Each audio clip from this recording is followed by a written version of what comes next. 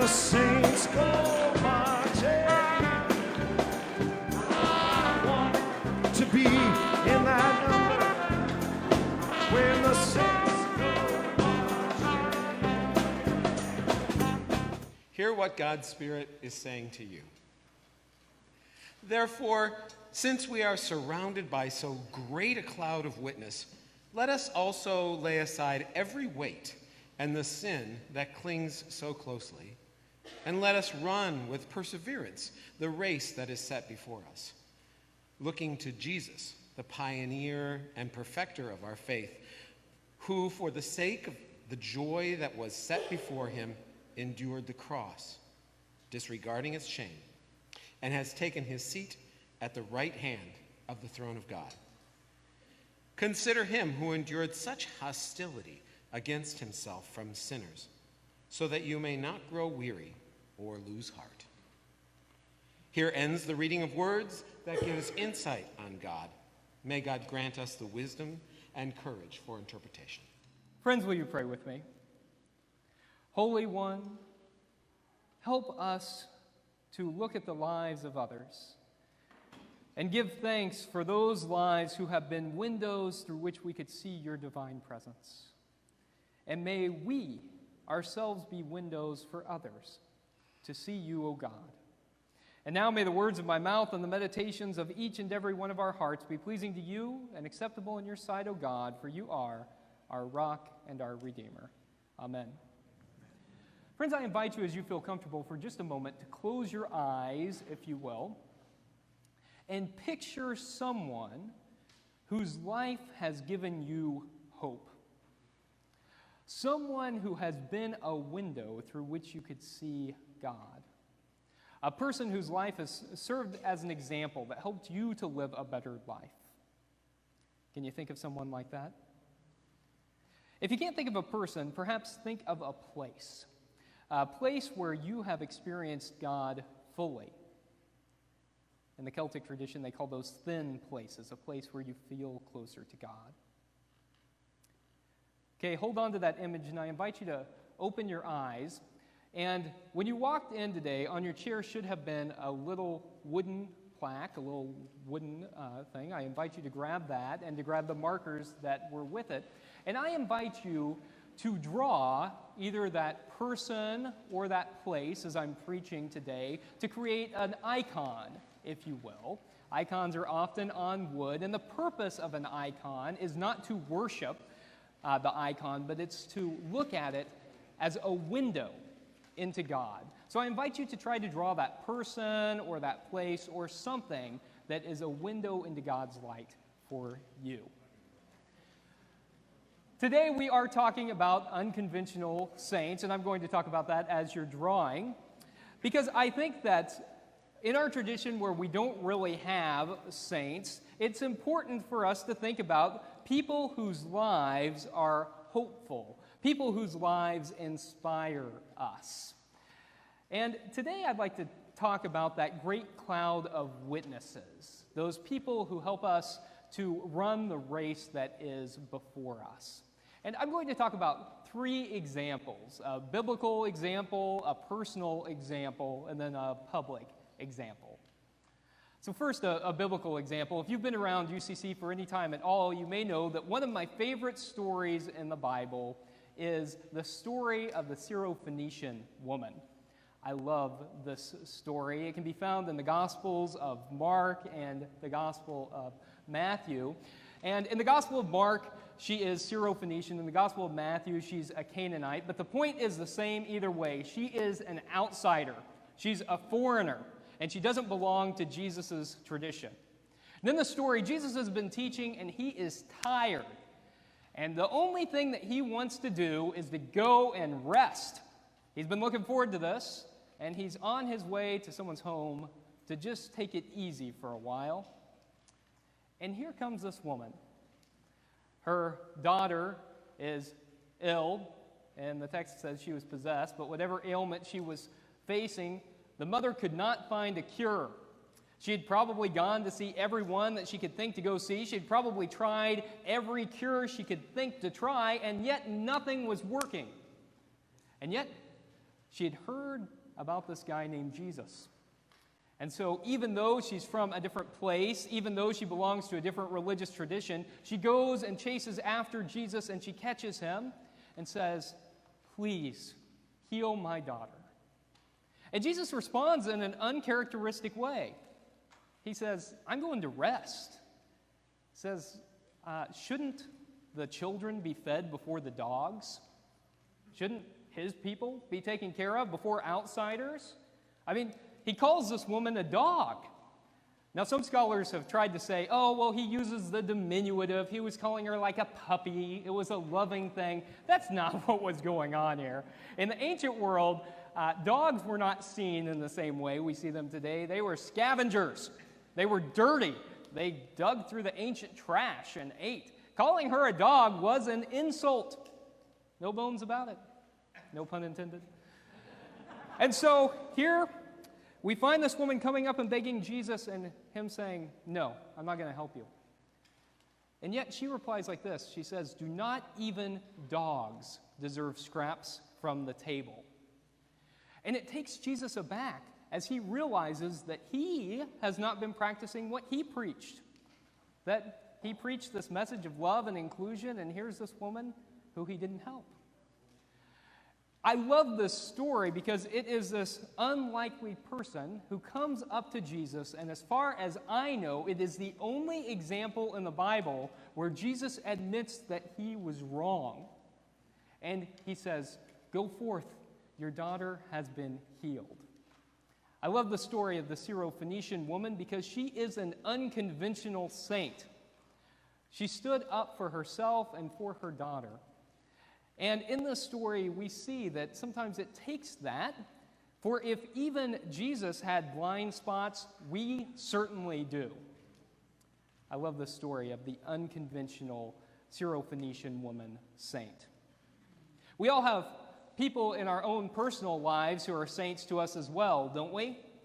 Can you think of a person in your life who you know who's an unconventional saint? Mine comes in the form of a woman who I called my Aunt Jody. I remember when I was 13 or so, my mom and I went to visit Jody out in rural Missouri. She lived in the country, and throughout the whole visit, I kept trying to get my mom to let me drive the car. I wasn't old enough to drive, but out in the boonies in Missouri, you can drive even if you're not 16. And so I spent that whole visit trying to convince my mom that I was ready to drive. She put up a good fight, but I was persistent. If you know me well, you know I do not like to take no for an answer. And I kept going, and eventually she gave in. So we went out to the car, and Jody was watching on the front porch, and my mom sat next to me, and I got behind the wheel, adjusted the seat, made sure the mirrors were just right. I put my hands at 10 and 2 and put the car in reverse with my foot firmly on the brake. And my mom said, "Now look, go slow." I said, of course, I'm going to go slow. I just need you to tell me when to turn the wheel." She said, "Okay."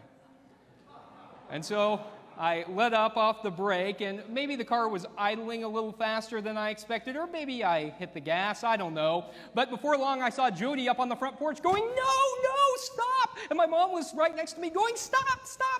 And I said, "Do I turn the wheel?" And I didn't get an answer, so I just kept going right past the street and into a ditch. Now, I was okay, and my mom was okay, and the car was okay, but Jody never let me forget that. And every time I would see her, she said, "He didn't drive here, did he? He shouldn't be driving. Remember that time he wound up in the ditch?" Or if we were getting ready to leave, she said, "You're not going to let him drive, are you? Remember, he wound up in the ditch that last time." And then when I got my driver's license, I turned 16, I was really legal to drive. She said, "I'm not sure you should be driving. You remember that time you wound up in the ditch?" She was, though, a big supporter of my call to ministry. I began feeling called to ministry in middle school and into high school. And when I turned 18, she was working at the Passion Play in Eureka Springs, Arkansas. And for my 18th birthday, she wanted to take me to the Passion Play for my birthday. And so we got there, and the sign for the Passion Play is on this great hill. There's this big ledge, and it overlooks the beautiful Ozark Mountains. And she said, I want to get your picture next to the sign. And so we got up there, and I got ready to get my picture taken, smiling. She had the camera. She was ready to take the picture. And just as she was about to take it, I noticed that her car was rolling forward. And I said, Jody, your car is moving. And so we took off. We both were running. It was headed towards the ledge. And I flung open the door. I jumped in the car, and I pulled up the emergency brake just seconds before it was going to tumble over the ledge. Thank you. Yeah, I appreciate that, an act of courage.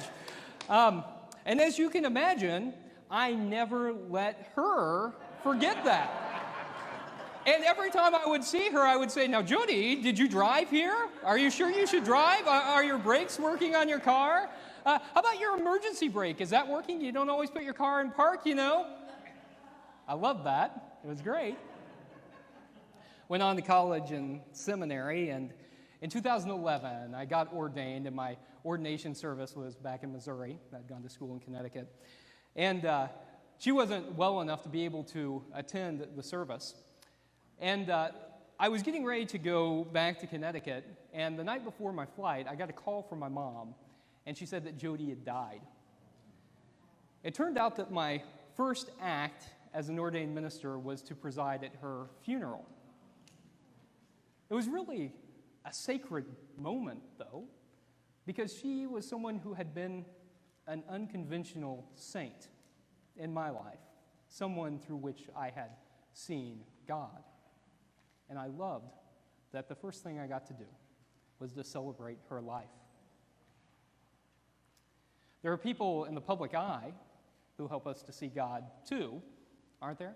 Even if they're not particularly religious themselves, there are public figures who help us to see God, who are unconventional saints. I was thinking this week about Nelson Mandela, who's Methodist, but not particularly religious. He was, of course, born into apartheid South Africa. He grew up and belonged to a political party that was officially against violence, but he wasn't quite sure that that was going to work. He thought that violence might be a means that would justify the ends. He helped to form the militant wing of his political party, and it was his association with that militant wing that had him tried for and eventually convicted of treason. He was sentenced to life in prison, as you know. He spent those early years in prison breaking up rocks into gravel, working in a limestone quarry, and he was forbidden from wearing sunglasses, and so the light's reflection on the gravel left his vision permanently damaged.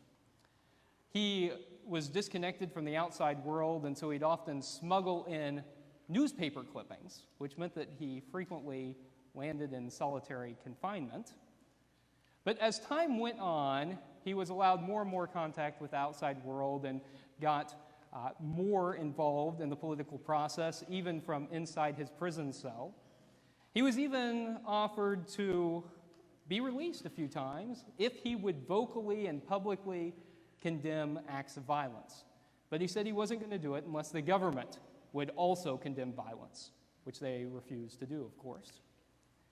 But in 1990, F.W. de Klerk was now the president of South Africa, and the Berlin Wall had fallen. And in February of 1990, Nelson Mandela was released from prison and exonerated, and within 4 years was the first black president of South Africa. Now, you know his past. He leaned towards violence, and yet he recognized that the peace and reconciliation of his people and his country was the most important thing. And so in his life and in his presidency, he sought reconciliation. He appointed Archbishop Desmond Tutu over a commission to hold both political parties accountable for the crimes that had been committed during apartheid. He spent his presidency passing legislation that would lessen the gap between extreme wealth and extreme poverty. He passed legislation that that had universal health care for pregnant women and children under 6. And then he resigned. He didn't run. He stepped down from the presidency after 1 term to establish a precedent. And in his post-presidential career, he fought HIV and AIDS. He lived his life in a way that embodied this peace and reconciliation, and for that he was awarded the Nobel Prize. He recognized that peace as a country was the most important thing. Unconventional saints, I think, are so important for us.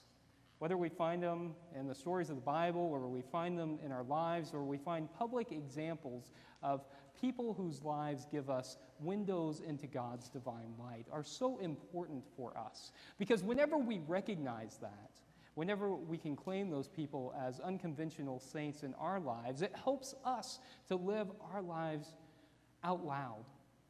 It helps us to recognize that the way we live our lives are windows for other people too.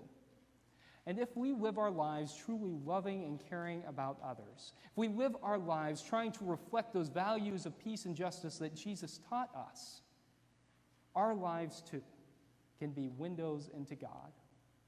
Friends, my prayer for this day, for this week, and for our lives is that we might be unconventional saints. May it be so, and thanks be to God.